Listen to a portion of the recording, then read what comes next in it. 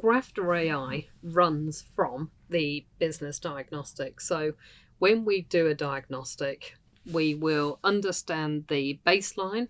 We will have a look at what the risks are in the business, what the costs are, where the opportunity is, what's keeping the founder and management team awake at night, the maturity of the team, not just the business.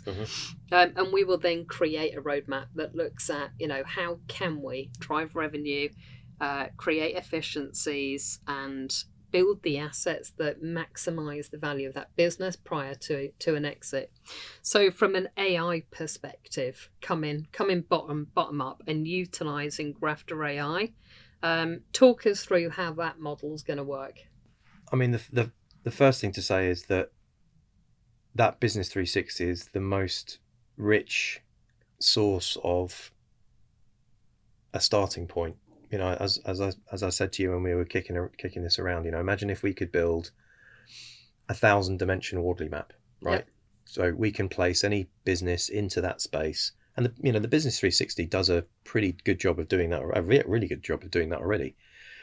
So you've got this incredibly rich starting point, right? And then you can build the map of, okay, well, we're here. Where in this space do we want to go? Yep. And when you've got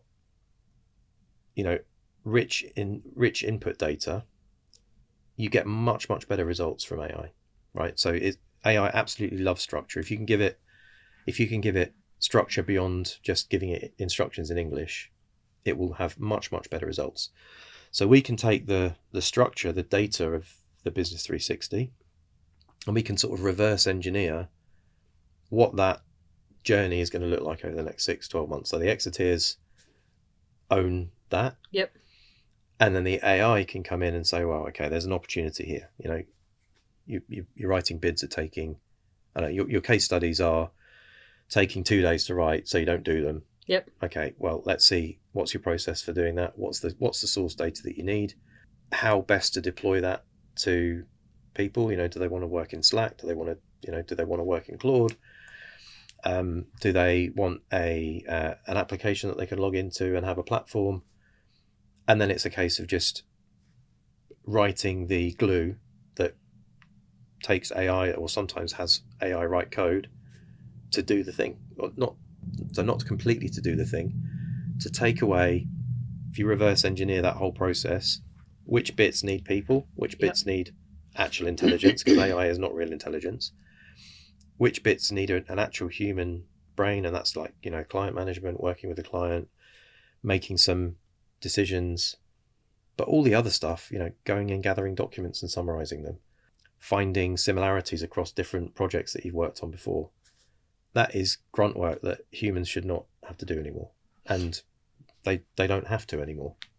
And that the more you explain it like that, for me, makes me think we should have called it Grafter IP rather than Grafter AI. But jokes aside, what you are doing is you are knitting together stuff that was previously separate. You are reducing the burden on individuals, and you are therefore improving the productivity of those individuals, and you're reducing the cost. And what I'm hearing is that every engagement is different. So it is not a one size fits all. We're a sales force and we're a 70-30. What we're saying is, we're going to understand your business through the diagnostic, and then we are going to create an opportunity of 3, 4, 5 things we can do in your business. We're going to prioritize them. Then we're going to start building them, and we're actually going to track the improvements and the savings as we go. Yep, exactly. And also a very, very important principle to me in the stuff that I did before emission control is, this is an asset that the client's paying for. It should not run on somebody else's infrastructure. It should not be controlled by somebody else. It should be, here's your stuff. It's yours from day one.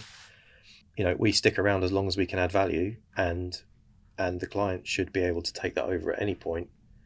And, I think the natural progression would probably be, as they grow beyond that top range of the Grafter ICP, they may well decide that they've now got this asset that is worth investing on, building a team, Yep. taking it over, breathing life into it internally, and transitioning to building their own equivalent of the service that the grafter provides to maintain it and improve it. And